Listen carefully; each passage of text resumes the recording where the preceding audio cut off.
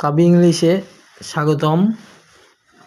আজকের কিছু ভার্ব দিলাম, মেন ভার্ব যেগুলো আমাদের ইংরেজি শিখতে ভার্বগুলো প্রয়োজন বিশাল।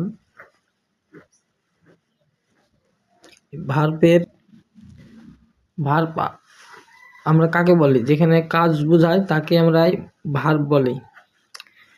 এন্টার মানে ভেতরে আসা, আই ক্যান এন্টার মানে আমি ভেতরে আসতে পারি। ফাউন্ড মানে দেখতে পাওয়া, I am going to found মানে আমি দেখতে যাচ্ছি। ডাই মানে বাধা। সেল মানে বিক্রয় করা, আই অ্যাম সেলিং ম্যাঙ্গো আমি আম বিক্রি করছি। ওপেন মানে খোলা, ওপেন দ্য ডোর দরজা খোলো। টেক মানে নেওয়া, take a action, take a action একটি অ্যাকশন নাও।